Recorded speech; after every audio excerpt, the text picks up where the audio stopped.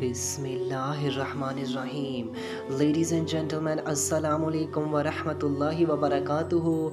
नाज़रीन इकराम, आज की इस वीडियो में हम कुरान करीम के चैप्टर नंबर 28 सूरह क़सस के वर्स नंबर 48 से लेकर वर्स नंबर 54 तक डिस्कशन करेंगे।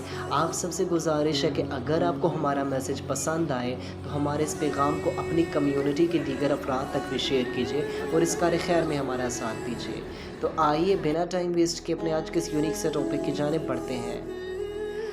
Ladies and gentleman, as we know that कि इन आयात में अल्लाह ताला ने जो डिसबिलीवर्स थे, जो ज्यूज़ थे, जो नॉन मुस्लिम्स थे, उनके रियल फेस को यहाँ पर रिवील किया है।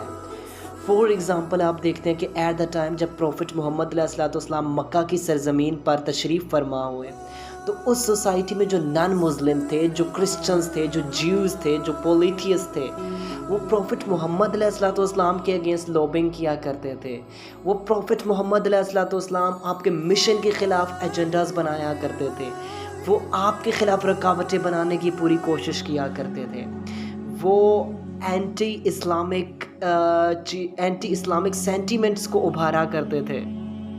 वो प्रॉफिट मोहम्मद अलैहिस्सलाम पर एतराज़ किया करते थे। यहाँ पर कुरान करीम ने उनके कुछ ऑब्जेक्शंस, कुछ एतराज़ात को हाईलाइट किया है। सबसे पहले तो जो वहाँ के नॉन मुस्लिम्स थे, जो पोलिथियस थे, वो ज्यूज़ के कहने पर, वो यहूदियों के कहने पर प्रॉफिट मोहम्मद अलैहिस्सलाम पर ये एतराज़ करते थे कि आप जो किताब लेकर आए हैं ना, ये इतनी स्लोली रफ्ता रफ्ता क्यों नाजिल हुई है। आप तो अल्लाह के नबी हैं, फिर आप मोसेस की तरह, मूसा की तरह आप डायरेक्ट क्यों नहीं किताब लेकर आ गए। यानी कि मूसा अलैहिस्सलाम पर जो तौरात नाजिल हुई थी वो तो एकदम से नाजिल हो गई थी, और कुरान जो है ये तो स्लोली नाजिल हुआ है, तो लिहाजा ये क्या साइंस है। वो इस चीज़ को मजाक के तौर पर ले लेते थे। और दूसरे नंबर पर वो ये कहते थे कि आप तो कहते हैं मैं अल्लाह का आखिरी नबी हूँ, तो फिर अल्लाह ताला ने आपको मोसेस की तरह मिरेकल्स क्यों नहीं दे रखे। प्रॉफिट मोसेस का जो असा था उसके मोजज़ात थे, जो प्रॉफिट मोसेस का हैंड था वो शाइन कर जाया करता था। अब ये वो इग्नोरेंट पीपल्स प्रॉफिट मोहम्मद अलैहिस्सलाम के अगेंस्ट ऑब्जेक्शंस रेज कर रहे हैं। अल्लाह ताला यहाँ पर बहुत बेहतरीन साइकोलॉजिकल जवाब इन्हें दे रहे हैं। सबसे पहले तो अल्लाह ताला फरमा रहे हैं कि ये जो ज्यूज़ के कहने पे आपके अगेंस्ट ये प्रोपोगेट कर रहे हैं, जस्ट ज्यूज़ के कहने पे, तो उन ज्यूज़ से ज़रा पूछिए कि जब प्रॉफिट मोसेस उनकी तरफ वो किताब लेकर आ गए थे तो उस किताब को कौन सा इन्होंने इम्प्लीमेंट किया था, उस किताब को कौन सा इन्होंने सीने से लगा कर रखा था, उस किताब को कौन सा इन्होंने नाफिज किया था। वो प्रॉफिट मोसेस की डेथ के बाद तो इन्होंने उस सारे के सारे सिस्टम को ही चेंज कर दिया था, और उसे भी जस्ट सिनेगॉग्स के अंदर कैद करके रख दिया था, और स्टेट एंड रिलीजन को स्प्लिट कर दिया था, और अपनी किताब में मन चाही इन्होंने तब्दीलियाँ की। इन्होंने गॉड लॉज को पीछे डालकर, डिवाइन लॉज को ऊपर से पुश डालकर मैन मेड लॉज को प्रेफर किया, उन्हें तरजीह दी। इन्होंने सबसे बड़ी बगावत की है। इन्हें कहिए कि मोसेस की किताब को, मोसेस की शरिया को आपने कौन सा फॉलो कर लिया था जो अब आप मुझ पर एतराज़ कर रहे हैं। और इसके अलावा ये जो पोलिथियस्ट हैं, ये तो मोसेस को भी नहीं मानते, ये तो तमाम प्रॉफिट्स एंड मैसेंजर्स को भी नहीं मानते, तो ये ज्यूज़ के कहने पे प्रोपोगेट कर रहे हैं जस्ट आपके ख़िलाफ़। और इसके अलावा जो मिरेकल्स की बात करते हैं, तो प्रॉफिट मोहम्मद अलैहिस्सलाम को भी अल्लाह ताला ने बेशुमार मोजज़ात दे रखे थे। As you all know that कि चांद आपकी उंगली के इशारे से दो टुकड़े हो जाता है। इसके अलावा प्रॉफिट मोसेस से अगर अल्लाह ताला बातचीत किया करते थे, बट प्रॉफिट मोसेस ने अल्लाह ताला को देखा नहीं था। प्रॉफिट मोहम्मद अलैहिस्सलाम को ये शर्फ हासिल हो गया कि अल्लाह ताला ने आपको अपना दीदार भी करा दिया।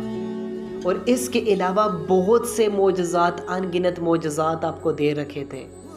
अल्लाह ताला कह रहे हैं बेशक ये जो लोग इस मैसेज को झुठला रहे हैं ना, कुरान को, ये स्लोली क्यों रिवील हुआ है, जस्ट ये लोगों की साइकोलॉजी को सामने रखते हुए। देखें, साइकोलॉजिकल फैक्ट है, जब कोई कौम, जब कोई नेशन, जब कोई सोसाइटी किसी चीज़ की एडिक्ट हो चुकी होती है ना, उनकी उस एडिक्शन को ख़त्म कराना कोई आसान काम नहीं होता। तो कुरान करीम इन लोगों की ट्रीटमेंट के लिए اگر اچانک سے نازل کر دیا جاتا تو کیا یہ پوزیبل تھا کہ ان لوگوں کو ٹریٹ کیا جا سکے، ان لوگوں کے مسائل کا حل دیا جا سکے، ان لوگوں کی ایڈکشنز کو اوور کم کیا جا سکے؟ نہیں.